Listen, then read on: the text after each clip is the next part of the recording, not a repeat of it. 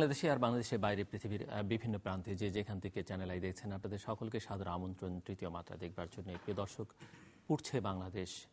প্রতিদিনই বাংলাদেশের কোথাও না কোথাও দগ্ধ হচ্ছে মানুষ, জীবন দিচ্ছে মানুষ, পুড়ছে গাড়ি, নানা ধরনের যানবাহন এ অগ্নিসংযোগ, পেট্রোল বোমা নিক্ষেপ এবং তাতে করে মানুষের দগ্ধ হওয়া, গাড়ি পুড়ে যাওয়া নিত্যদিনকার ঘটনা।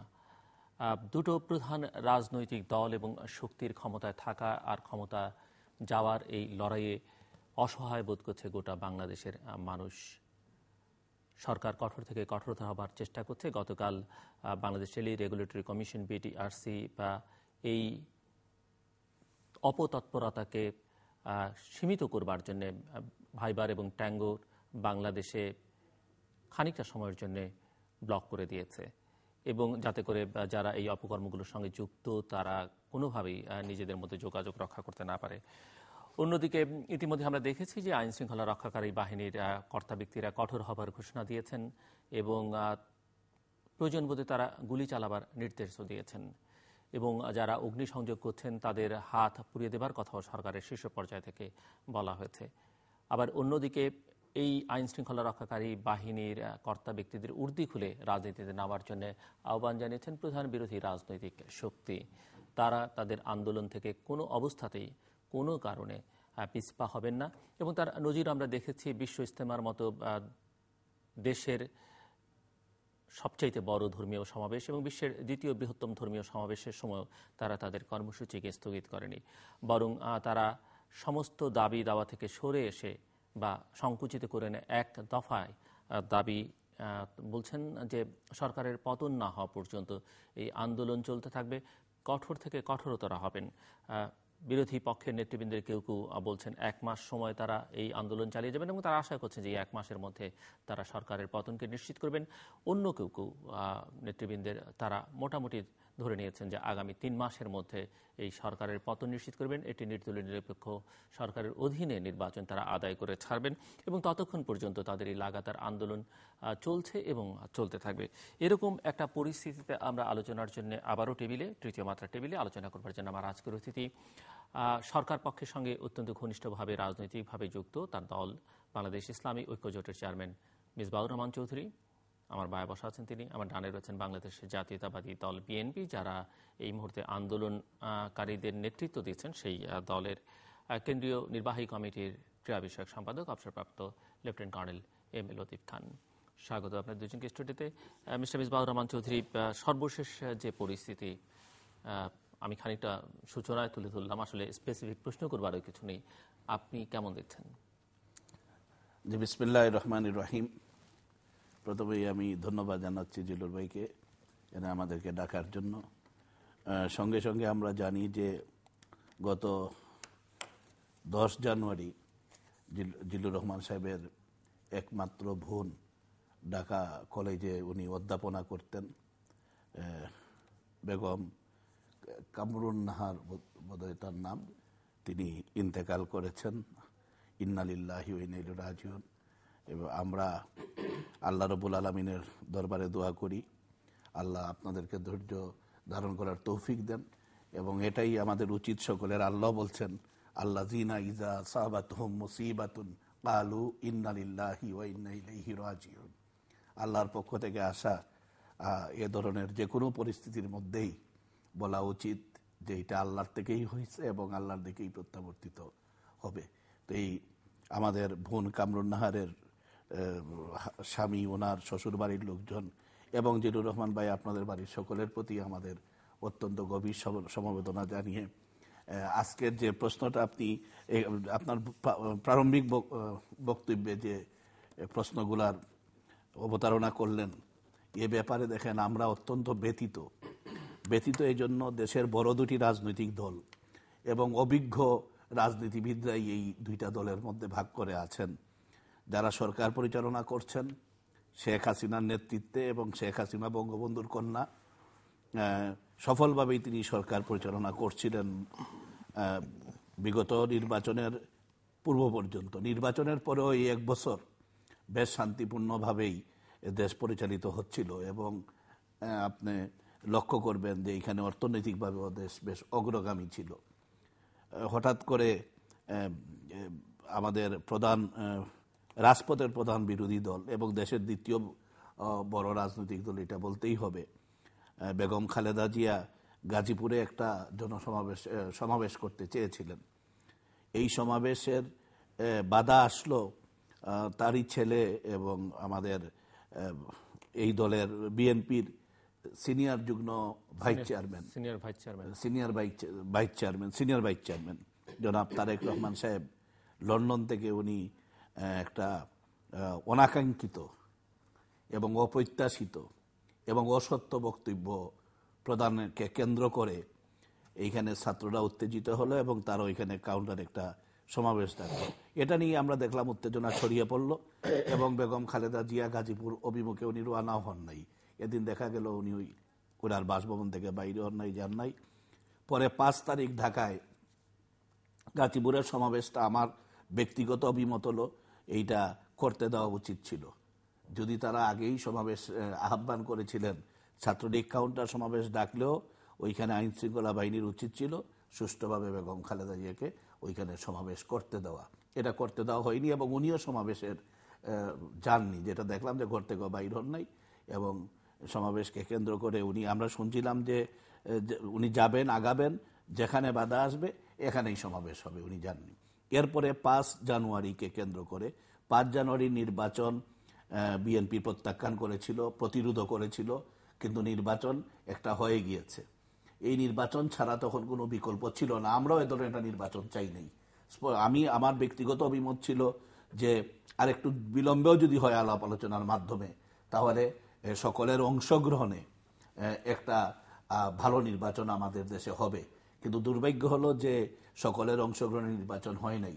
ওই সময় শেখ হাসিনার এই নির্বাচন করার যে একটা অদম্য ইচ্ছা আমরা দেখলাম এবং এটা উনি করতে পেরেছেন সফলভাবে। করে এটা যে কোনো বিশ্লেষকরা বলবে যে ওই সময় যদি এটা নির্বাচন না হতো তাহলে এখন যেটুকু গণতন্ত্রের ধারা আমাদের অব্যাহত আছে এইটা থাকা সম্ভব ছিল না। এই নির্বাচনের 1 বছর পূর্তি ছিল 5 জানুয়ারি। 5 জানুয়ারি আওয়ামী লীগও একটা সমাবেশ আহ্বান করেছিল এবং বিএনপির নেতৃত্বাধীন 20 দলীয় জোটও একটা সমাবেশ আহ্বান করেছিল। এই দিন সমাবেশ না করতে দেওয়া উভয় দলকে এটা ছিল খুব যৌক্তিক এর জন্য যে ঢাকায় উভয় দলের সমাবেশকে কেন্দ্র করে ব্যাপক নাশকতা ঘটার সম্ভাবনা ছিল। তবে পুলিশ যেভাবে বেগম জিয়াকে সমাবেশ বানচাল করার জন্য যেভাবে প্রতিরোধমূলক ব্যবস্থা নিয়েছে এটা কাম্য ছিল না।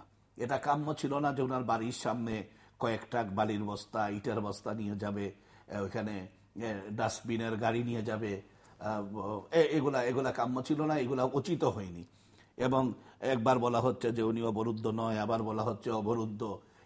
এইটা দেশবাসীর কাম্য ছিল না। কেননা এই দিন উনি সমাবেশ আহ্বান করেছিলেন, আমরা মনে করেছিলাম পুলিশের ঊর্ধ্বতন কর্তৃপক্ষরা ওনার কাছে যাবে, ওনাকে বুঝিয়ে বলবে যে আজকে সমাবেশ কাউকেই করতে দেওয়া হবে না। এবং এই দিন সমাবেশ করতে দিলে 2টা বড় দল এবং বিএনপি সমাবেশের আরেকটা প্রবলেম আছে, 20 দলীয় জোটের তাদের যে একটা শক্তিশালী পার্টনার অংশীদার জামাতে ইসলাম, শিবির, তারা যখন সমাবেশে আসে এই দাবি একটা, কিন্তু সমাবেশ শুরু হয়ে গেলে দেখা যায় যাদের বিরুদ্ধে 71 মানবতা বিরোধী অপরাধের জন্য, যুদ্ধ অপরাধের জন্য বিচার হয়ে গিয়েছে, বিচার চলছে, তাদের ছবিটা নিয়ে তারা মুক্তির দাবি করছেন, তাদের বক্তব্যের সময় তারা মুক্তির দাবি করেন। এতে করে একটা অন্য ধরনের উত্তেজনার সৃষ্টি হতে পারত। তো এই সমাবেশটা এখন ওই দিন দেখলাম যে 5 তারিখ সন্ধ্যার দিকে ম্যাডাম খালেদা জিয়া উনি বাইর হলেন একটা কালো পতাকা হাতে নিয়ে। গেটের ভিতরে কিছু লোক, গেটের বাইরে কেউ নাই, তার কয়েক কিলোমিটার দূরেও বিএনপির কোনো নেতা কর্মী নাই। উনি ঠিক আছেন, উনি প্রধান নেত্রী, উনি ওনার কথা রাখছেন, একটা কালো পতাকা উনি প্রদর্শন করেছেন আপনার সাংবাদিকদের সামনে এবং ওইখানে ওনাকে পুলিশ বাধা দিছে, এখানে বাইরে দেয় নাই, আমরা দেখছি। যদিও সরকার পক্ষ থেকে বলা হচ্ছে যে ওনাকে বাধা দেওয়া হয় নাই, কিন্তু আমরা দেখছি তালামালা ছিল এটা। এই দিনই যে উনি একটা অবরোধ ডেকে ফেললেন, যে অবরোধ চলবে, আমরা যেটা লক্ষ্য করলাম যে এটা যেন একটা পরিকল্পিত ঘটনা ছিল না। সাংবাদিকরা জিজ্ঞেস করতেছিলেন ম্যাডাম কর্মসূচি, উনি বললেন অবরোধ। তারা আবার জিজ্ঞেস করলেন এটা কি অনির্দিষ্টকালের জন্য? তিনি বললেন হ্যাঁ, অনির্দিষ্টকালের জন্য। তারপর থেকে আমরা দেখতে পাইলাম যে অবরোধের জন্য রাস্তায় কোনো সমাবেশ ঢাকায় হয় নাই, বাইরে কিছু বিচ্ছিন্ন সমাবেশ হয়েছে, কিন্তু নজিরবিহীন পেট্রোল বোমা, পথচারীদেরকে হত্যা, এইগুলা সংগঠিত হওয়া শুরু হলো। এরপরে তাবলিগ জামাতের ইজতেমা, আমরা মনে করেছিলাম যে ইজতেমায় লক্ষ লক্ষ মানুষ আসে, এই সময় অথচ বিএনপি তারা দাবিও করেন তারা ইসলামের মানে পক্ষ অবলম্বনকারী অথবা ইসলামী মূল্যবোধে চরমভাবে বিশ্বাসী একটি রাজনৈতিক দল। তাদের পার্টনাররা অনেকে আছেন ইসলামের প্র্যাকটিস করেন। এখানে বাংলাদেশে দেশে বিদেশে থেকে লক্ষ লক্ষ মানুষ তুরাগের পারে আসে, আল্লাহর জিকির আজকার করে, কিন্তু ওই দিনও অবরোধ প্রত্যাহার করা হইল না। 2টা ইজতেমা চলে গেল, এখন পর্যন্ত অবরোধ অব্যাহত, সাথে সাথে বার্ন ইউনিটগুলায় ক্ষতবিক্ষত অগ্নিদগ্ধ মানুষের সংখ্যা দিন দিন বাড়ছে, বাংলাদেশ যেন পুড়ছে। এই অবস্থাতে মানে আমার বক্তব্য হলো যে বিএনপির নেতৃবৃন্দ তারা আন্দোলনের বিষয়ে চিন্তা করবেন, এবং সরকারের দিক থেকেও যে বলা হচ্ছে যে আমরা আলোচনা করব না, বিএনপি সন্ত্রাসী দল, ওদের সাথে আলোচনার কোনো কারণই হতে পারে না, আমি এই নীতিতে বিশ্বাসী না। কেন আলোচনা এটা মানে সবচেয়ে গ্রহণযোগ্য উপায় হলো বিরোধ মীমাংসার। বিএনপিকে বাদ দিয়ে বাংলাদেশে মানে যদি তাদের অস্তিত্বকে নির্মূল করে দিতে হয়, তো এটা যে কঠোর পন্থা অবলম্বন করতে হবে, এইটা গণতান্ত্রিক পন্থা হবে না। আর বিএনপিকেও বুঝতে হবে যে আলোচনায় আসতে গেলে তাদের যে প্রধান মিত্র, তাদের যে বড় স্বার্থ হলো যুদ্ধ অপরাধীদের বিচার প্রক্রিয়াটা বানচাল করে দেওয়া, বা যাদের বিচার হয়ে গিয়েছে তাদেরকে বন্দি থেকে মুক্তি করে নিয়ে আসা। এই পেট্রোল বোমা মেরে ভয়ভীতি দেখিয়ে আতঙ্ক সৃষ্টি করে বিএনপির মতো একটা গণতান্ত্রিক সেই দাবি তো বিএনপির পক্ষ থেকে আনুষ্ঠানিকভাবে বা 20 দলীয় জোটের পক্ষ থেকে কখনোই তোলা হয়নি। হ্যাঁ, এটা ঠিক আছে যে ইভেন সর্বশেষ 31শে ডিসেম্বর যে বেগম যে 7 দফা দাবি দিলেন, তার মধ্যে তো ওই দাবির ছিটে ফোটাও নেই। ছিটে ফুটা আছে, এটাই একটা সন্দেহজনক কথা যে রাজবন্দীদের উনি মুক্তি চাইছেন এই 7 দফার মধ্যে। রাজবন্দী ওই যুদ্ধাপরাধের অপরাধের বাইরে তাদের তো আপনি স্পেসিফিক অভিযোগে তারা দণ্ডিত অভিযুক্ত, তাদেরকে তো আপনি রাজবন্দী বলবেন না। এর বাইরে তো ব্যাখ্যা হওয়া উচিত। অনেক নেতাকর্মী তো কারাবন্দী। আমি একটা কথা বলি জিল্লুর ভাইকে, যেমন পেট্রোল বোমা এখন নিক্ষেপ করতেছে যারা, এটা তো একটা রাজনৈতিক কারণে হতে পারে, যদিও এরা সন্ত্রাসী। আমি বলবো না যে বিএনপির বড় বড় কোনো নেতারা পেট্রোল বোমা গিয়ে নিক্ষেপ করছেন, কিন্তু বলা হচ্ছে যে তাদের উস্কানিতে নিক্ষেপ হচ্ছে। এখন যদি অন স্পট পেট্রোল বোমা নিক্ষেপকারী কাউকে গ্রেফতার করা হয়, সে তো রাজবন্দী হবে না। ঠিক তদ্রুপ এইটা একটা ব্যাখ্যা দেওয়া উচিত ছিল যে জামাতে ইসলামের এখন পর্যন্ত আমির হলেন মৌলানা মতিউর রহমান নিজামী, স্টিল নাও তারা উনাকে আমিরের পদ থেকে বাদ দেয়নি। তো এই 20 দলের অন্যতম একটি দল হলো জামাতে ইসলাম। এখন জামাতে ইসলামের আমির আপনার উনি কনভিক্টেড, এখন যদি রাজবন্দী ধরা হয় 20 দলের রাজবন্দী, তো এটা একটা দ্বিতীয় প্রধান দলের আমিরকে কেন রাজবন্দী ধরা হবে, এটা তো ব্যাখ্যা পাওয়া যায়নি। কর্নেল লতিফ খান। বিসমিল্লাহির রহমানির রহিম। জিল্লু ভাই, সমবেদনা আমার তরফ থেকেও যেভাবে আমার ভাই আপনাকে জানাইছেন, আপনাকে ধৈর্য ধরা ছাড়া আল্লাহ কোনো পথ দেয়নি। আমার বোনকে বেহেশতেবাসী করুক আল্লাহ, আপনার পরিবারকে, ভাইকে যেন ধৈর্য ধরার তৌফিক দেন। এই সাথে আজকের এই টক শো যেটা আপনি আমাকে দাওয়াত করেছেন, খুব কষ্ট করে এসেছি, কিন্তু এখান থেকে বাড়ানোর পরে কোথায় যাব আমি জানি না। হয়তো অপহরণ হতে পারি, গুমও হতে পারি, খুনও হতে পারি। কেননা দেশ, আপনার প্রারম্ভিক আলোচনাতে আপনি খুব সুন্দরভাবে বলেছেন, আর তারপরে আর আলোচনা আমার ভাই মেজবা ভাই এত সুন্দরভাবে বলেছেন যে এরপরে আলোচনা কি করব আমি নিজেই জানি না। কেননা মুক্তিযুদ্ধের চেতনা আজকে বঙ্গবন্ধু, শহীদ জিয়া দুজনাই নাই, কিন্তু দুজনার আত্মা কষ্ট পাচ্ছে কবরে। আজকে মুক্তিযুদ্ধের চেতনা কি ছিল? গণতন্ত্র পুনরুদ্ধার। মুক্তিযুদ্ধের চেতনা কি ছিল? সোনার বাংলা গড়ে তুলব। মুক্তিযুদ্ধের চেতনা কি ছিল? মাথা উঁচু করে বিশ্বে দাঁড়াবো। মুক্তিযুদ্ধের চেতনা কি ছিল? সুশাসন কায়েম করা। মুক্তিযুদ্ধের চেতনা কি ছিল? দুমুঠো ভাত খেয়ে আমরা শান্তিতে বসবাস করব। আর সেই জায়গায় কি হচ্ছে আজকে? আল্লাহর তরফ থেকে তো আমাদের উপরে গজব নাজিল হওয়া উচিত, কিন্তু আজকে রবিউল আওয়াল মাস, রসুলের জন্ম মৃত্যু দিন আমরা কয়েক পালন করছি এবং এখনও রবিউল আওয়াল মাস শেষ হয়নি। রহমাতুল্লিল আলামিন করে রসুলকে পাঠিয়েছিলেন এবং এই রসুল আল্লাহকে বলেছেন, হে আল্লাহ, আমার উম্মতকে তুমি ডাইরেক্ট পানিশমেন্ট দিও না, এবং তার জন্যে আমরা আজকে বেঁচে আছি। কিয়ামতের আগে একটা লক্ষণ আছে, আমি যদি ভুল বলি আমার ভাই মেজবা আমাকে সংশোধন করে দেবেন, কিন্তু কেন আমি এত বিজ্ঞ আপনার মতো না। মিথ্যাচার, কিয়ামতের আগে মিথ্যাচার খুব বেশি হবে, বৃষ্টির মতো হবে, এবং যে মিথ্যাচার আপনি দেখছেন বাংলাদেশে বৃষ্টির মতো হচ্ছে। যাই হোক, কিয়ামতকে আপনি নিকটবর্তী না না, আমি নিকটবর্তী না, নিকটবর্তী মনে হয় না আমার কাছে, যদি আল্লাহ মাফ করবেন, আমার বলা ঠিক নিকটবর্তী না হলেও আলামতের একটা লক্ষণ। এবং আমাদের মন্ত্রীরা তো বলতেছেন তারা পাওয়ারে থাকবেন কিয়ামত পর্যন্ত এবং কিয়ামতের পরেও। মানে আপনি আমি বাঁচবো কিনা, মিসবাহ রহমান চৌধুরী পর মুহূর্তে বেঁচে থাকবো কিনা, সেটাই নিয়ে আমরা আলোচনা করতে পারি। আমরা সেটাই বলছি যে আল্লাহ পাক কবে কিয়ামত দিবেন আপনিও বলতে পারবেন না। পরশুদিন রাত্রে যে ঝড় হলো, আপনি আশা করেছিলেন? আপনি তো বলতে পারবেন না আজরাইল কোথায় আপনার জন্য দাঁড়ায় আছে, দিল্লু ভাই। তো যাই হোক, বাট আমাদের যেভাবে মিথ্যাচার চলছে,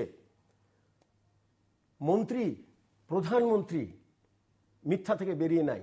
আজকে যদি আপনি বলেন যে বেগম জিয়া অবরুদ্ধ না, সকালে আপনি তালা খুলছেন, বিকালে বন্ধ করছেন, বা বিকালে তালা মারছেন, সকালে খুলছেন। What nonsense it is. But যখন খুলছে তখন উনি বেরোচ্ছেন না, আপনি বেরোতে দিচ্ছেন না তো। আপনার সামনে জিল্লু ভাই, আপনি আমাকে এখানে বসে এই প্রশ্ন করছেন, আপনি একটু হেঁটে যেয়ে দেখে আসেন তো, আপনি যেতে পারবেন ওখানে?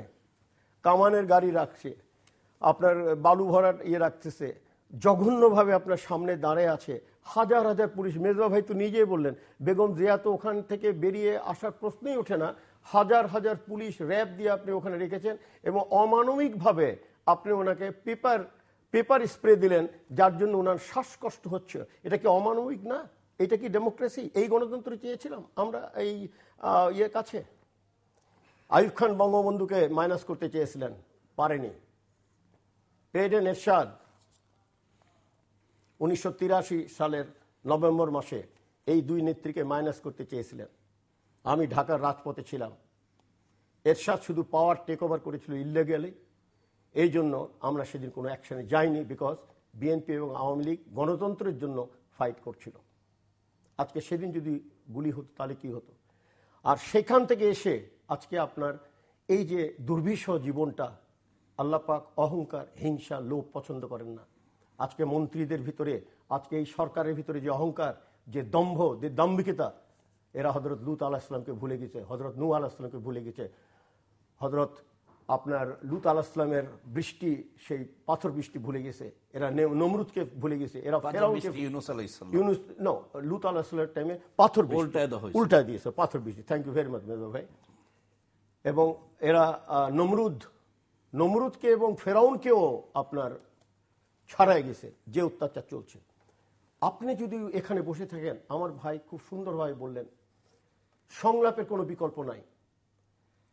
আমি আপনার এই টেবিল থেকে আমার ভাই মেজবাকে নিয়ে সঙ্গে, যে আমি প্রধানমন্ত্রী শেখ হাসিনা যে আমাকে ভাই বলে, রক্তের ভাই বলে অ্যাকসেপ্ট করেছিলেন, তার কাছে এবং বেগম জিয়া, দুজনে যেতে চাই আমরা, যে বলতে চাই আপনারা এই পথ পরিহার করুন, আপনারা সংলাপে বসুন, আপনারা দেশকে শান্তি আনেন, দেশকে স্বস্তি আনেন। আজকে যদি শেখ হাসিনা বলতে পারে যে যারা পেট্রোল বোমা মারছে তাদের হাত কেটে দিক, আমি ওনার কাছে ধন্যবাদ জানাবো যদি ধরতে পারেন।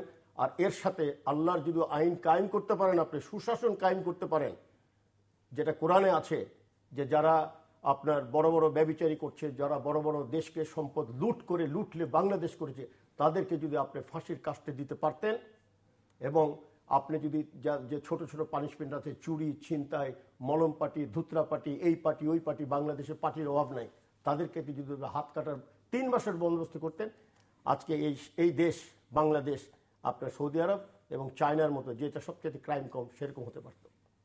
আমার কষ্ট লাগে যে মুক্তিযুদ্ধের চেতনার নামে আজকে যেভাবে গণতন্ত্রকে হত্যা করা হচ্ছে, সেটা কাম্য না।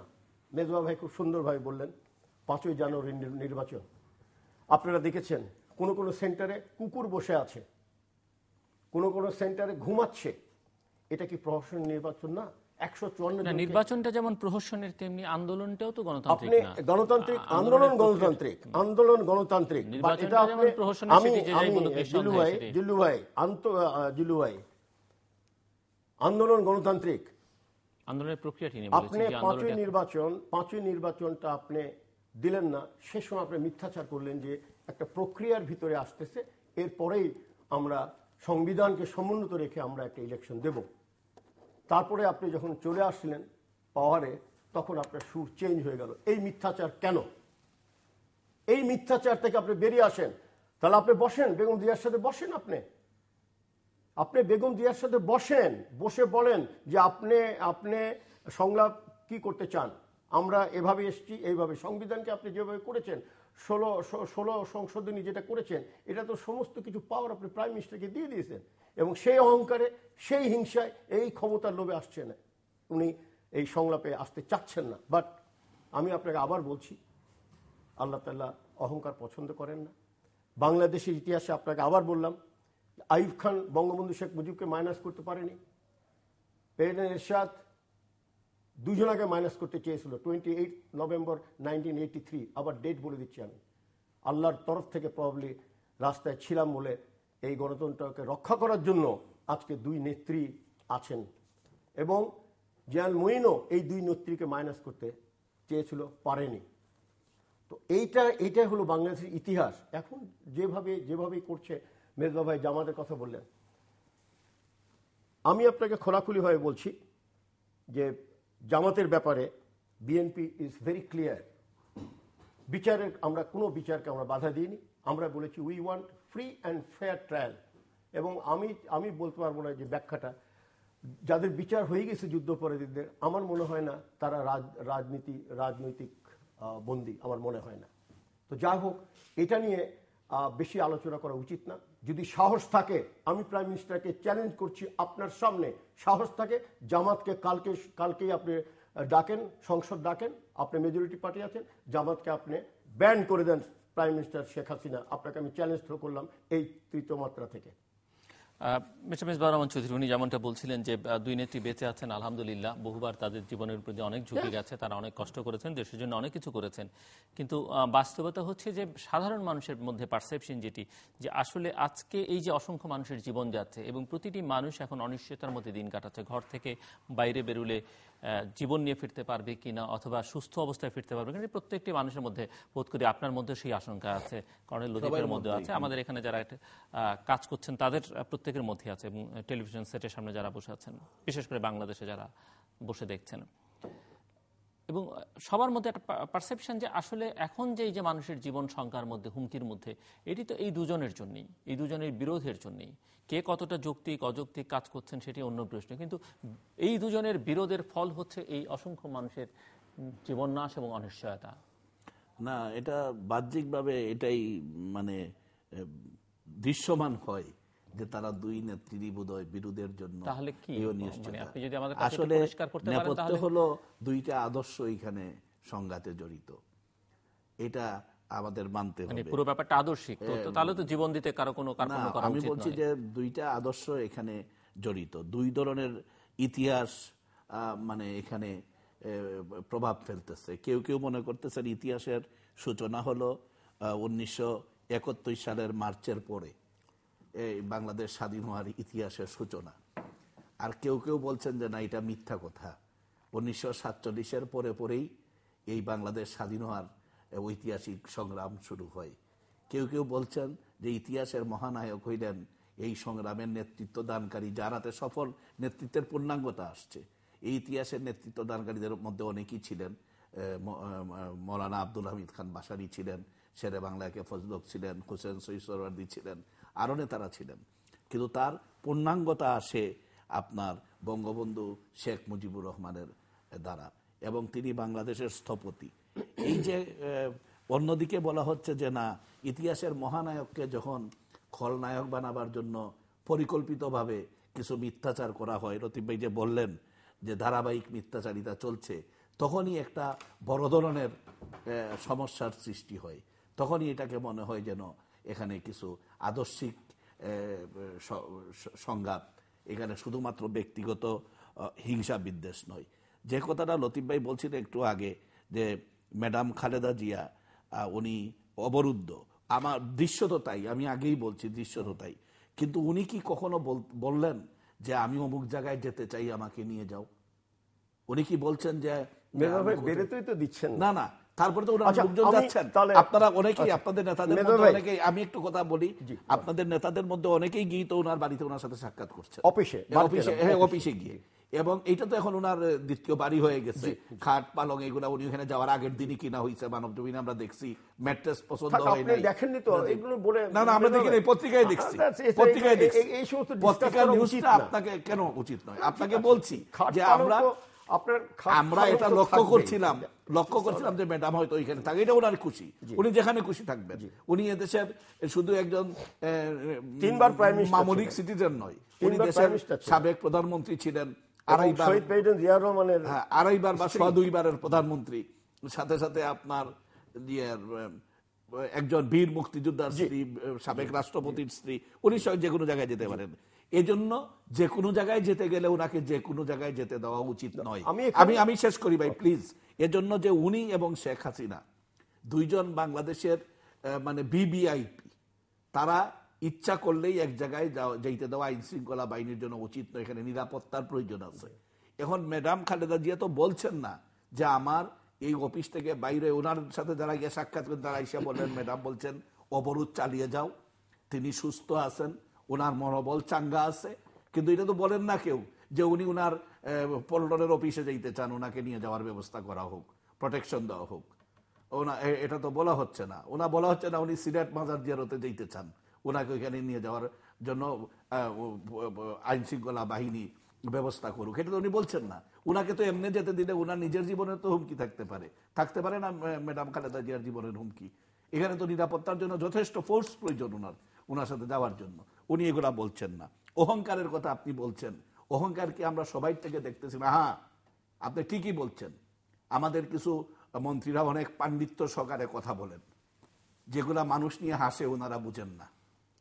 ওনারা যে বুঝেন না এটাও বুঝেন না, এটা খুব দুঃখজনক। তারা মনে করেন, তারা স্মরণ রাখা উচিত যে 1968 সালের 27 অক্টোবর আইয়ুব খানের উন্নয়ন দশকের যখন জয় জয়কার এই তারিখ ঘোষণা করে যখন পালন করা হচ্ছিল, তখন কিন্তু বঙ্গবন্ধু আসেন অবস্থা ছিল। তখন আইয়ুব খানের পায়ের নিচে থেকে মাটি চলে গেছিল। 69-এর গণ আন্দোলনের সম্পূর্ণ প্রস্তুতি চলছে। আইয়ুব খানের বিরুদ্ধে আপনার পিডিএম তখন গঠিত হয়েছে, এই যে আপনার কাউন্সিল মুসলিম লীগ, জামাতে ইসলাম, আওয়ামী লীগ, নেজামে ইসলাম, এই দলগুলা মিডিয়া পিডিএম তারা গঠন করেছিল, পাকিস্তান ডেমোক্রেটিক মুভমেন্ট। হ্যাঁ, তারা জানতো না যে ওইখানে আরেকটা আপনার ওই যে বিএলএফ, লেফটেন্যান্ট কমান্ডার মুয়াজ্জেম হোসেনের নেতৃত্বে বাংলাদেশ লিবারেশন ফ্রন্ট একটা গোপনে গঠিত হয়েছিল, এবং এটা বঙ্গবন্ধু জানতেন। 1968 সালের 9 জানুয়ারি আগরতলা ষড়যন্ত্র মামলা শুরু হলো। 18 জানুয়ারি বঙ্গবন্ধুকে 1 নাম্বার আসামি করে আবার রিচার্জ সিট করা হইল, এখানে 35 জনকে অভিযুক্ত করে। এই যে ধারাবাহিকভাবে 68 থেকে 69 থেকে 69-70-এর মধ্যেই ভাই 1 মিনিট আমি এখানে অ্যাড করে দিই, আপনার জন্য অ্যাড করে দিই। এই আগরতলা ষড়যন্ত্রের সময়ে এখানকার এই সমস্ত কিছু আন্দোলনের সময় মওলানা ভাসানীর কাছে আপনার বঙ্গবন্ধু শেখ মুজিব একটা মেসেজ পাঠালেন, বলে যে আমার মুক্তি চাও। তো মওলানা ভাসানীকে যে বলা হলো যে বঙ্গবন্ধু বলেছে উনারও মুক্তি চাওয়ার জন্য আপনাকে বলেছে। তো মওলানা ভাসানী জিজ্ঞাসা করেছিলেন, সত্যি চাইছে? এই দে এখন 1 দফা বঙ্গবন্ধুর মুক্তি চাই। ঠিক আছে, আপনার এই আগরতলা ষড়যন্ত্রে যেটা আগরতলা ষড়যন্ত্র এটাই ছিল, ছাত্রলীগের মুভমেন্ট সবাই 11 দফা, হোল কান্ট্রি বঙ্গবন্ধুর মুক্তি চাইছে। এবং তখন আমি যে জিনিসটা বলতে চাচ্ছিলাম যে আমাদের মন্ত্রীরা তারা ইতিহাস উপলব্ধি করে কথা বলা উচিত। কেন আওয়ামী লীগ এমন একটা দল, গণতন্ত্রের জন্য তারা সারা জীবন সংগ্রাম করেছেন। সংলাপ বঙ্গবন্ধুর পছন্দনীয় ছিল, যে বঙ্গবন্ধুকে পেরেলে মুক্তি দিয়ে নিয়ে যেতে চেয়েছিল সংলাপে। উনি বলছেন না, পূর্ণ মুক্তি হলে আমি সংলাপে যাব। পূর্ণ মুক্তির পরেই বঙ্গবন্ধু প্রতিনিধি দল নিয়ে আইয়ুব খানের সাথে দেখা করতে গেছেন, 6 দফা দাবি উত্থাপন করছেন। আইয়ুব খান স্বায়ত্তশাসন মানে নাই, এই জন্য সংলাপটা আর ফলপ্রসূ হয় নাই।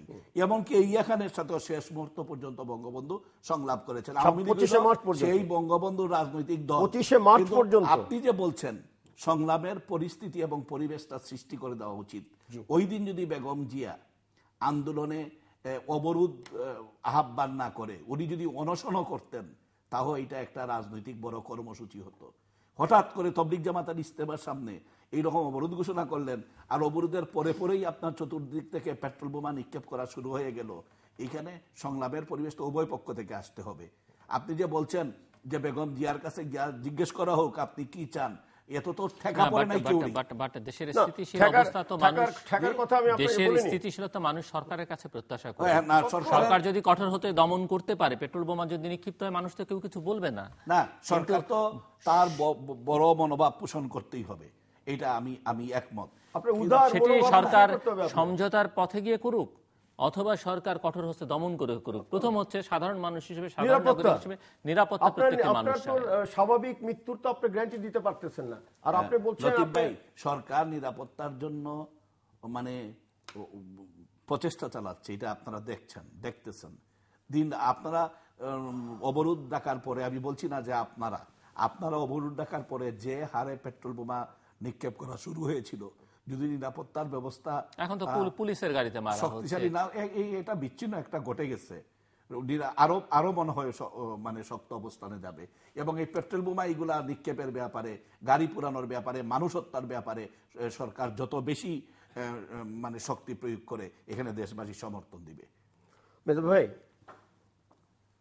এই কঠোর কঠোর কঠোর এই জিনিসগুলো আপনি ইতিহাস থেকে বলছেন, আমরাও শুনে আসছি। ডেমোক্রেসির, গণতন্ত্রের মানুষপুত্র যে হোসেন সোহরাওয়ার্দী, তাকেও কিন্তু আমরা এই পূর্ব বাংলায় ঢুকতে দিইনি 1947 সালের পরে।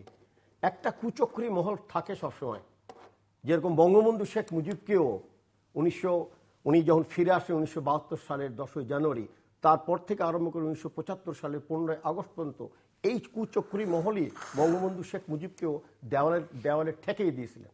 কিভাবে? ইন্দিরা গান্ধী খুব তার ভালো ফ্রেন্ড ছিলেন না? দুটা গিফট দিয়েছিল বঙ্গবন্ধু শেখ মুজিবকে। একটা হলো শান্তি বাহিনী, যার গুলি খেয়েছি, আর একটা হলো ফারাক্কা ব্যারেজ। আজকে দেখেন তার ইফেক্টটা কোথায় যাচ্ছে। আপনি আমাকে বলছেন যে সরকার উদারতা দেখাচ্ছে। সরকারকে এখনই এই মুহূর্তে রিজাইন দিয়ে একটা নতুন সরকার করতে বলেন, অথবা প্রেসিডেন্টকে বলেন এমার্জেন্সি ডিক্লেয়ার করতে। এই সরকারকে কেউ দেখতে চায় না। কেন দেখতে চায় না? আপনি আমাকে একটু উত্তর দেন। পার্বত্য চট্টগ্রামের উন্নয়ন, আপনি মেডিকেল কলেজ ওপেন করতে দিচ্ছেন না। 144-এর পরে কারফিউ জারি করেছেন। ধিক এই সরকারকে। কেন দিক দিচ্ছেন? কেন আপনি কারফিউ দিচ্ছেন? মেডিকেল কলেজ ওপেন করতে পারলেন না। আমি মেডিকেল কলেজ করতে চাইলাম, আপনি বাধা দিলেন। আমাকে শেষ করতে দেন। ধিক্কারকে আমি খাবো? আমাকে শেষ করতে দেন। আপনি তো কথাটা আমার আমি তো সেই জন্যই বঙ্গবন্ধুকে দুটা গিফট দিয়েছে। মেজর ভাই, আল্লাহ বলছে একটু ধৈর্য ধরো। সূরা আসর, মহাযুগের কসম, মানুষ মহা ক্ষতিগ্রস্তের মধ্যে তারা না যারা সৎ কাজ করে, সৎ উপদেশ দেয় এবং ধৈর্যশীল। আজকে কর্নেল লতিফ ধৈর্যশীল ছিল বলে 1983 সালের 28শে নভেম্বর ট্রিগার প্রেস হয়নি, এবং যার জন্য আজকে অনেক নিষ্পেষিত হয়েছে এবং এখনো হচ্ছি। বাট একটাই জিনিস, তাওয়াক্কালতু ওয়া রাব্বুল আরশিল আযীম, আল্লাহর কাছে সবকিছু শপথ করেছি যে তোমার হাতে ভয় করি, তোমাকে ভয় করি কবরকে। জুলুম অত্যাচার হবে। হযরত মুসা কার ঘরে মানুষ হয়েছিলেন মেজর ভাই? লালিত পালিত ছিলেন ফেরাউনের ঘরে। হযরত বেলালের উপর কেমন নিষ্পেষিত হয়েছিল বলেন? হয়েছে অনেক, ইতিহাস তো তাই, অনেক ইতিহাস তাই বলে। আর বাংলাদেশের উপরে কত কঠোর হয়েছে। এই খানের মতো জালিম, মা বোন থেকে আরম্ভ করে আপনার লক্ষ লক্ষ বঙ্গোপসাগর রাত্রে ভিজে গেছে। এ থেকে আপনি আর আমি শিক্ষা নিব না? আপনি কি চান আবার রক্তবন্যা বইবে? আমি ওইটা বলতে চাচ্ছিলাম যে শান্তুল আরমাকে সেদিন বলেছিল, হয়তো বঙ্গবন্ধু হাসির ছলে বলেছিল, এই তোরা বাঙালি হয়ে যা। আর এই চিটাগাং হিল ট্যাক্স পিপল ব্রিটিশকে সাপোর্ট করেছে। এই চিটাগাং হিল ট্যাক্স পিপল পাকিস্তানিকে সাপোর্ট করেছে। আর এই হিল ট্যাক্সের পিপল এখন বাংলাদেশকে সাপোর্ট করছে না, মেডিকেল কলেজ ওপেন করতে দিচ্ছে না এই শান্তুল আরমা। তার জন্য 144 এবং কারফিউ। তাহলে আপনি এই সরকারকে আপনি বলছেন বেগম জিয়াকে এই অবরুদ্ধ, আপনি যা বলেন সব মেনে নিচ্ছি, কিন্তু সরকারকে উদারতা দেখায় একটা দেশ স্বাধীনতা সার্বভৌমত্বের একটা পূর্ব শর্ত হলো আপনি আওয়ামী লীগের জোটে আছেন, আমি বিএনপির সঙ্গে আছি, আমার আপনার কর্তব্য হলো একটা স্বাধীনতা সার্বভৌমত্বের দেশে কিছুটা জায়গায় একসাথে, যেরকম defence policy, foreign policy, education policy, development policy, এই জায়গাতে আমরা একসাথে। আজকে আপনি আমেরিকা ডেমোক্রেটিক বা রিপাবলিকানকে দেখেন, এই দেশকে অস্থিতিশীল করার জন্য কি এই পেট্রোল বোমা 1974 থেকে বঙ্গবন্ধুকে একেবারে পিঠে দেওয়াল ঠেকাই দিয়েছিল না? আজকে দেখেন এই এই এই যে মাইনাস করার থিওরি, আজকে ডেমোক্রেসিকে যারা হরণ করেছে, বঙ্গবন্ধুর চামড়া তুলে নিতে চেয়েছে, তারা এখন আমার বোন শেখ হাসিনার পাশে। একদিকে হলো পেরেন এরশাদ, গৃহপালিত বিরোধী দল, আর একদিকে হলো আপনার উগ্রপন্থী হাসানুল হক ইনুর দল। মঈনুদ্দিন বাদল সেদিন কি বলল? পায়ে গুলি করেন, বুকে গুলি করেন, আরে আওয়ামী লীগ ছেড়ে জাসদ নিয়ে ইলেকশন করে ইউপি মেম্বার হতে পারবেন না। আর যেটা আমি বলতেছিলাম, আল্লাহ ঘৃণা করে ক্ষমতার লোভকে এবং সম্পদের লোভকে। এই দেখেন, আক্রান্ত হলে অস্ত্র চালাবে বিজেপি। জেনারেল আজিজ, আপনাকে আমি রিকোয়েস্ট করছি, general Aziz, you could not save 57 innocent brothers, those who were killed during the massacre of Pilkhana. বন্ধুদের উপর যে অত্যাচার হয়েছে, তাদের উপর যে শারীরিক নির্যাতন হয়েছে, আমার 57টা চৌকস অফিসার যারা বাংলাদেশের জন্য রক্ত দিতে সবসময় প্রস্তুত ছিলেছে, জঙ্গিবাদকে যারা নির্মূল করেছে। জেনারেল আজিজ, আপনি কি ছিলেন ইতিহাস বলবে। আপনি এই গর্ব করে, অহংকার করে আক্রান্ত, কালকেও আপনার ঠাকুরগাঁও বর্ডার থেকে তুলে নিয়ে গেছে। জেনারেল আজিজ, বর্ডারকে ঠিক করেন। আপনার কাজ হলো বর্ডার, যেটা কাঁটাতারে বেড়া দিয়েও সেখান থেকে সন্ত্রাসী আসতেছে। আপনার বম হলো ওখানে, বম হলো আপনার ইন্ডিয়াতে, আপনার ইন্টেলিজেন্স আসলো বাংলাদেশে, এবং আপনি তাকে তালিকা লিস্ট দিচ্ছেন শীর্ষ সন্ত্রাসীদেরকে। তা আপনি শীর্ষ সন্ত্রাসীকে ধরে এই বমগুলো বন্ধ করেন না। জেনারেল আজিজ, ভুলে যাবেন না আপনি ইউনিফর্ম পরে আছেন, 57টা অফিসারের রক্ত উপরে দিয়ে আপনারা হাঁটছেন, ইউনিফর্মটা পরে আছেন। গর্ব করে কথা বলেন না, দাম্ভিকতা করে কথা বলেন না। আল্লাহর আরশ আপনি কাঁপাইছেন, আপনার জনগণের বিরুদ্ধে যুদ্ধ করতে চাচ্ছেন। আক্রান্ত হলে কি করবে? আক্রান্ত হলে গুলি চালাতে পারবে না। বিজেপিকে কোথায় আক্রান্ত হয়েছে? কে আক্রান্ত হয়েছে? যদি আক্রান্ত হয়, যদি কথা কেন বলবেন আপনি আমাকে? আমি একটু কথা বলি, আমি শেষ করে দিচ্ছি। বিজেপি, আমি পুলিশ বডি ল্যাঙ্গুয়েজ দেখেন আপনি। পুলিশ, শোনেন, আর্মিকে তো পুলিশ ছিল, বিজেপি ছিল সেদিন আমার সামনে, তাদেরকে তো অর্ডার দিয়েছিল না। এর সাথে সাথে পিসফুল ছিল, এরকম কোনো ডেমনস্ট্রেশন হয়নি। মানুষকে আল্লাহ তাআলা বলে দুটা জিনিস দিয়েছে জিল্লু ভাই, একটা হলো পবিত্র ধর্মগ্রন্থ, আর একটা হলো মানুষকে কথা বলার শক্তি দিয়েছে, বিবেক দিয়েছে। আজকে এনারা যদি বিবেকবান হতো এই কথাটা বলতো না। বিজেপিকে কেউ অ্যাটাক করবে না। বিজেপির duty is to guard the border, not to. BJP তো অনেক সময় আইন শৃঙ্খলা রক্ষাকারী বাহিনীর পাশে এসে দাঁড়ায়, বা in of civil power, but he can not talk like that. He can not talk like that. আরেকটু বলি, দ্য বডি ল্যাঙ্গুয়েজ যেভাবে পুলিশের আইজি সাহেব, র্যাবের ডিজি সাহেব যেভাবে বডি ল্যাঙ্গুয়েজ যেভাবে কথা বলছেন, এটা কি আপনি সমুচিত মনে করেন? আমি আপনার বিবেকের কাছে ছেড়ে দিলাম এটা। থ্যাংক ইউ আপনাকে। আমি এক এক করে বলি যে সমালোচনা সবাইরই করা যাবে, আমরা একটা সামনের দিকে আসতে চেয়েছিলাম। তারপরে যদি আপনার এই কথাগুলোর দুই একটা কথা না বলি, তাহলে যারা টেলিভিশন দেখছেন অনেকে বলবেন যে আমি কোনো জবাব দিলাম না। আপনি বললেন যে প্রধানমন্ত্রী যাতে নিষ্ঠুরতায় না যান, উনি যাতে সহিষ্ণুতা এবং উদারতায় আসেন। আপনি আবার পরামর্শ দিলেন যে যারা পার্বত্য চট্টগ্রামের অধিবাসী, যারা পাকিস্তানকে সমর্থন দিয়েছিল, তাদের প্রতি উদারতা না করার জন্য। উদারতা না করার জন্য বলিনি, না, উদারতা না করার জন্য বলিনি ভাইয়া। আমি বলেছি যে তারা আমাদের ডেভেলপমেন্টকে বাধা দিচ্ছে। এই সরকারের মেডিকেল কলেজ ওপেন করতে তারা বাধা দিচ্ছে, এবং যার জন্য প্রশাসনকে 144 এবং কারফিউ জারি করতে হয়েছে। তারপরে তো তাদের প্রতি উদারতা বলছেন। তাদের এলাকায় আপনি পিস ট্রিটি করেছেন তো, তারা মানতেছে না। না, বলছি আমি, তারা মানছে না, কিন্তু পার্বত্য চট্টগ্রামে আপনি গুলি খেয়েছেন একজন সেনা কর্মকর্তা হয়ে। আমরা এই শান্তি চুক্তির পরে অনেকবার আসছি, গেছি, এইখানের মধ্যে মানুষ আগের তুলনায় অনেক বেশি অনেক ভালো শান্তিতে আছে, অনেক, আছে। আমি বলছি অনেক এখন ভালো আছে। এখানে পাহাড়ি বাঙালিদের কিছু দ্বন্দ্ব আছে, পাহাড়িদের মধ্যে কিছু দ্বন্দ্ব আছে, সবকিছু একদিনে গুছে যাবে না। অতএব তাদের ডেভেলপমেন্টটা চলতে থাকবে এবং তাদের প্রতি উদারতা দেখাইতে হবে। এক। 2 নাম্বার, পেপার স্প্রের কথা আপনি বলছেন, এটা সঠিক হয় নাই। কোনো উৎসাহী পুলিশ কর্মকর্তা যদি সাবেক প্রধানমন্ত্রীর উপর পেপার স্প্রে মেরে থাকে তাহলে আমি বলবো ওর শাস্তি হওয়া উচিত। কিন্তু পেপার স্প্রে থেকে গ্রেনেডের ক্ষমতা কতটুক বেশি একজন সেনা কর্মকর্তা হিসাবে তো আপনি না জানার কথা না। তো তখন সাবেক বিরোধী নেত্রী এখনকার প্রধানমন্ত্রী, আমি কন্ডেম করেছি, এখনকার প্রধানমন্ত্রীর উপরে এখানে বসে কন্ডেম করেছি। হ্যাঁ, এখনো করছি, এখনো কন্ডেমটা অব্যাহত থাকা উচিত, এখনো করছি। কিন্তু শুধু ওইটা না, আপনার কিবরিয়া সাহেবের মতো ব্যক্তিত্ব আমি যাদের উপর হামলা হয়েছে, যারা এভাবে রাজনৈতিক শিকার হয়েছে, কন্ডেম করছি আমি। এটা হওয়া বাস্তবে না, বাংলাদেশে এটা হওয়ার কথা না। বাংলাদেশ স্বাধীনতা অর্জন আমরা এই জন্য করিনি। এরপরে আপনি বিজেপির প্রধান, 3টা বাহিনীর প্রধানের বক্তব্য এই 3 দিন শুনলাম, ভালো লেগেছে। তার মধ্যে প্লিজ আমি শেষ করি। বিজেপির প্রধানের বক্তব্যটা উনি বলছে, যেটা আমি সরাসরি টিভিতে শুনছি, উনি বলছেন যে যদি আমরা আক্রান্ত হই, আমাদের উপরে যদি কেউ বোমা নিক্ষেপ করে, তাহলে আমি বাধ্য হইব নির্দেশ দিতে আমার বাহিনীকে গুলি ছোড়ার জন্য। এতটুকু পর্যন্ত বলছেন। এটা বোমা বহনকারী, বোমা নিক্ষেপকারীদের জন্য একটা থ্রেট, একটা ধমক। এটা তো আইন কার্যকরী করার জন্য এটা মন্দ কোনো উদাহরণ বলে আমি মনে করি না। আমি বরঞ্চ এটাই বলি যে যিনি এই যে আমাদের র্যাবের এখন প্রধান হয়েছেন, আপনার বেনজির সাহেব, অত্যন্ত স্মার্ট একজন পুলিশ কর্মকর্তা ছিলেন, আমরা দেখছি। তিনি নির্বাচন নিয়ে যে কথাটা বলছেন, আমি এখানের মধ্যে দ্বিমত পোষণ করি।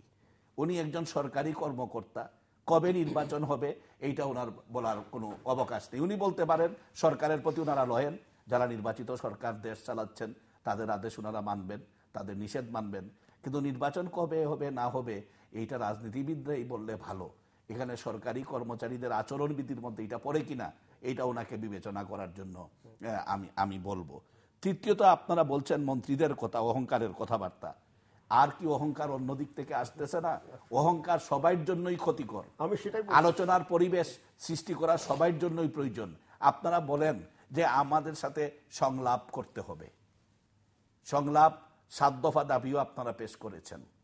কিন্তু সংলাপের জন্য আগে যে প্রধানমন্ত্রী, আমি কথা উঠাচ্ছি না, আহ্বান করার পরে এইটা যে আপনারা প্রত্যাখ্যান করলেন, না, আমি এটা এই কথাটা আনতেছি না। এখন বর্তমানে আপনারা আগের থেকে কেউ একটু আহ্বান করেন না কেন, এটা চিঠি লিখেন না কেন যে আমরা সংলাপ চাই, আমরা বসতে চাই, আমরা এই ইস্যুগুলা নিয়ে বসতে চাই। 1। 2 নাম্বার হলো এটা সমাবেশ করা, আপনাদের সভা সমাবেশের জন্য স্পেস দেওয়া, এইটা গণতন্ত্রের প্রধান দাবি। আপনারা কথা বলবেন, আপনারা মাঠে যাবেন, আপনারা মিটিং, এই অ্যাসুরেন্সটা, এই নিশ্চয়তাটা আপনারা জাতিকে দিতে হবে যে আমরা সভা সমাবেশ করলে ওইখানে বোমাবাজি হবে না, হাঙ্গামা হবে না, আমাদের মিত্ররা যুদ্ধাপরাধীদের মুক্তির দাবিতে প্ল্যাকার্ড বয়ে নিয়ে যাবে না। এই কথাগুলা নিশ্চয়তা আপনারা দিতে হবে আপনাদের সমাবেশগুলাই।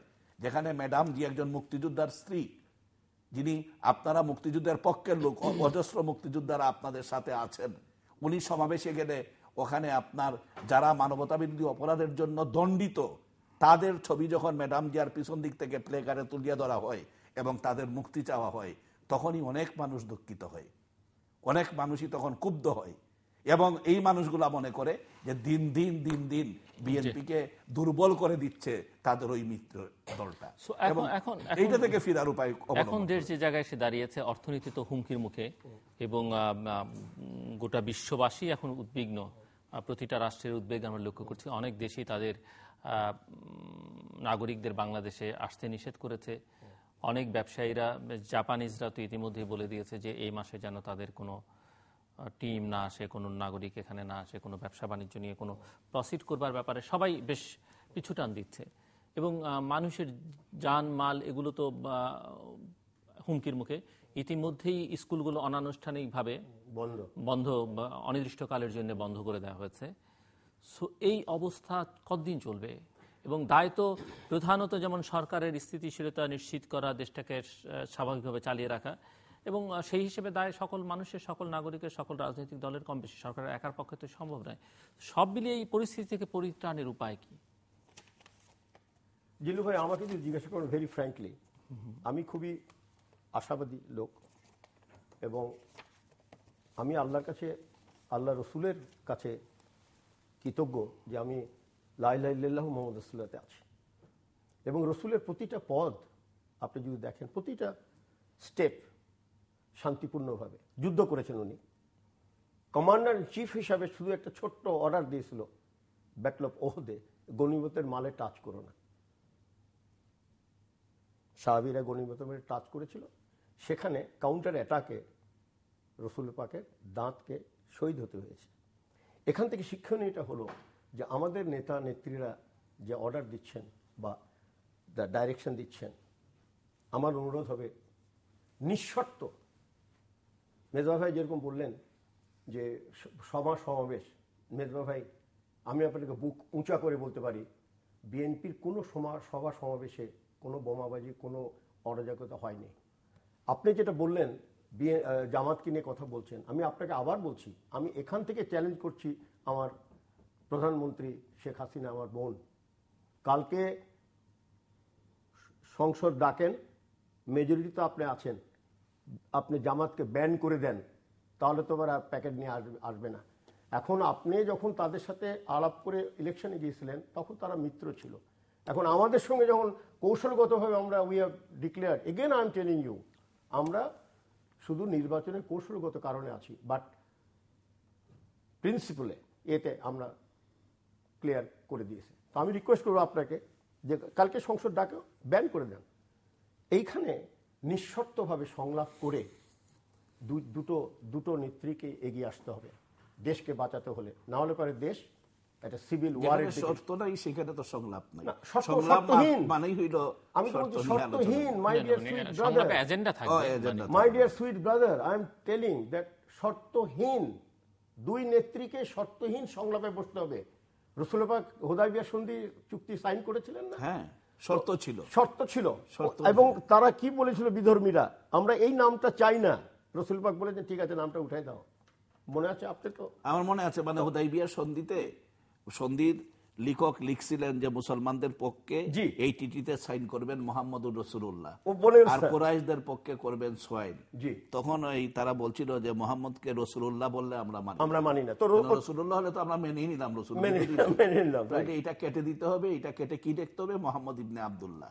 তখন আলী অস্বীকার গেছিলেন যে আমি এটা কাটবো না, রাসূল নিজে কেটে দিচ্ছেন, বলছেন মুহাম্মদ ইবনে আব্দুল্লাহ, আমি মুহাম্মদুর রাসূলুল্লাহ, আমি মুহাম্মদ ইবনে আব্দুল্লাহ। রাইট।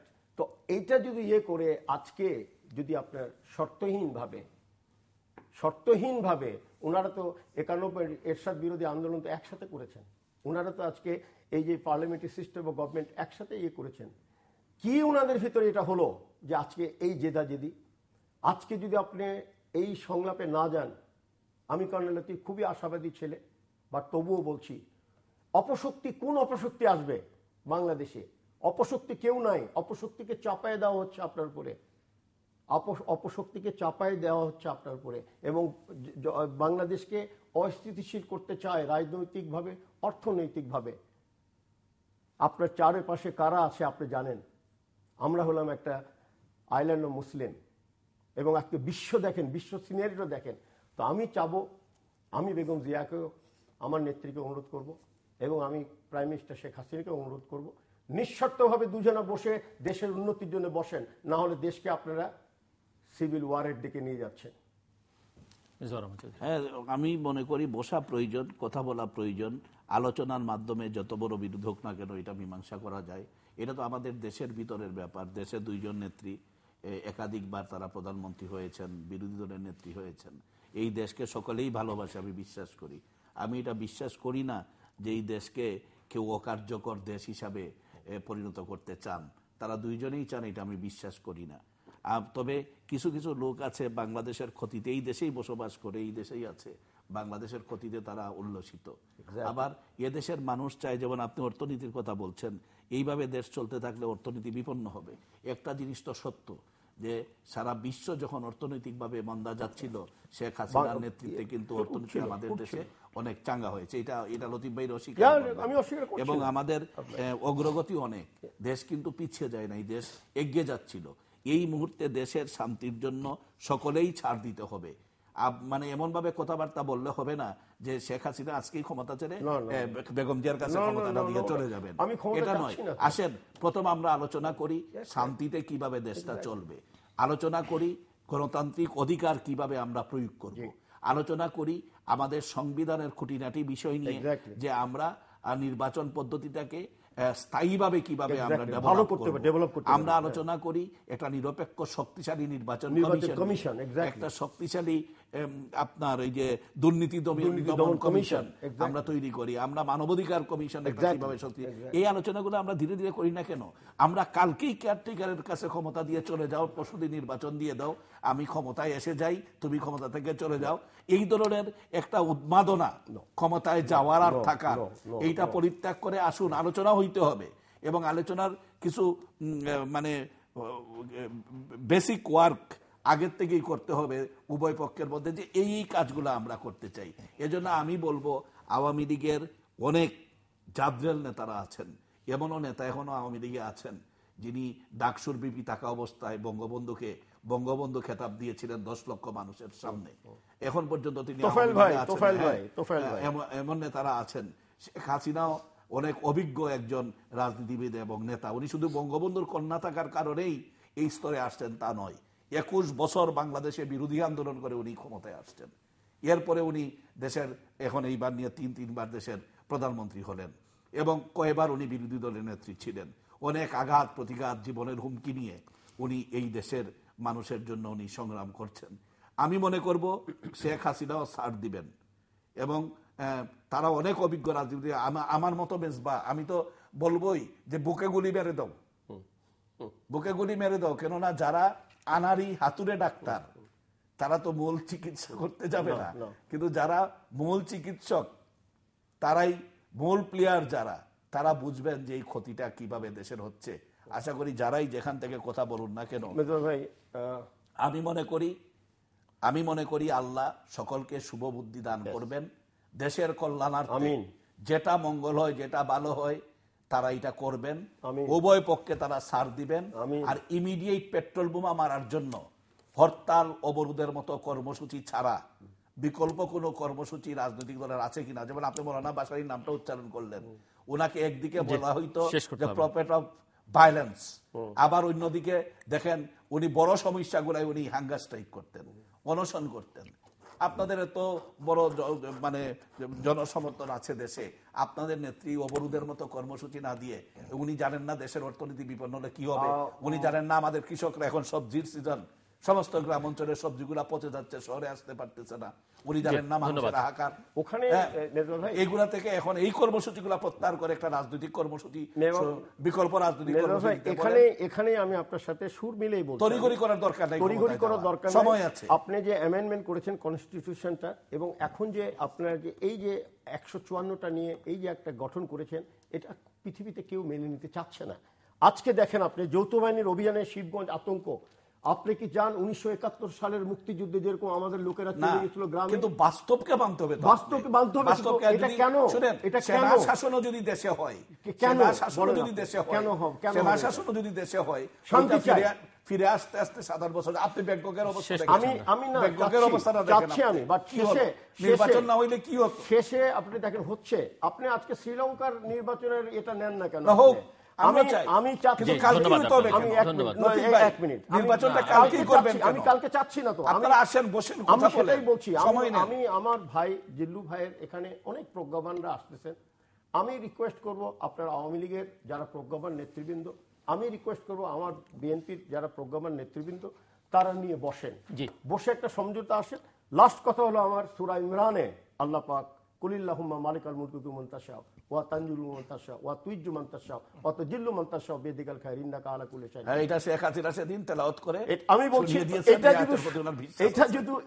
এটা যদি করে যে, দর্শক আমরা অনুষ্ঠানের শেষ প্রান্তে চিত্রমাত্র সম্পর্কে আপনি লিখতে পারেন ডাকে, ইমেল, এসএমএস-এর মাধ্যমে, ইন্টারনেট, আমাদের অফিসিয়াল ওয়েবসাইট অথবা সোশ্যাল নেটওয়ার্কগুলোতে যেসব পেজ রয়েছে সেই সব পেজে আপনারা মতামত রাখতে পারেন। আর আপনাদের মতামতই আমাদের অনুষ্ঠান চিত্রমাত্রা আপনি দেখতে প্রতি বৃহস্পতিবার এবং শুক্রবার বাংলাদেশ মারা দুটোই, বুধবার দুপুর 11:30 এবং শুক্রবার দুপুর 1:05 দেখবার আমন্ত্রণ রইল।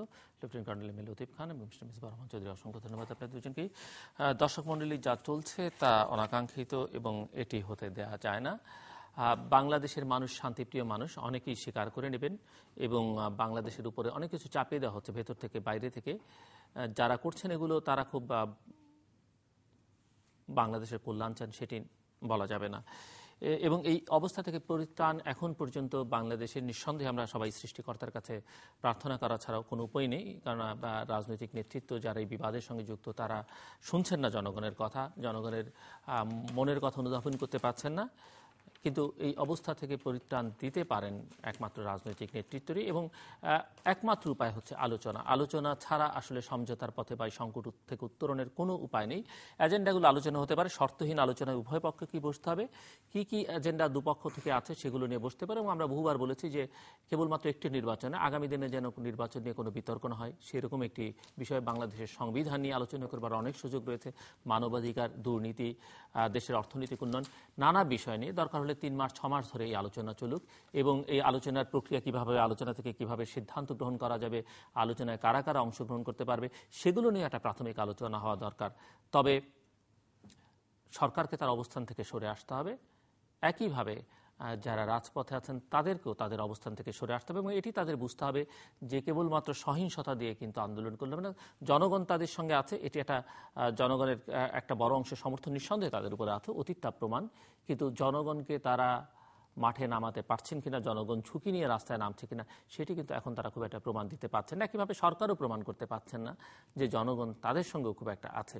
এই 5ই জানুয়ারির নির্বাচনকে জনগণ সমর্থন করে কিংবা আগামী দিনের নির্বাচন না কিভাবে হবে সেই প্রক্রিয়া নিয়ে আলোচনার ব্যাপারে তাদের যে অনমনীয় মনোভাব, যে তারা আলোচনায় উৎসাহী নন। শত্রুপক্ষের সঙ্গে পৃথিবীর বড় বড় নেতারা যারা বহুভাবে ওই প্রতিপক্ষ দ্বারা নির্যাতিত হয়েছেন তাদের সঙ্গে আলোচনা করেছেন। মীমাংসা চাইলে, সমাধান চাইলে আলোচনার কোনো বিকল্প নেই। দর্শক, আমাদের সঙ্গে থাকবার জন্য অসংখ্য ধন্যবাদ। আপনাদের সবার জন্য শুভকামনা।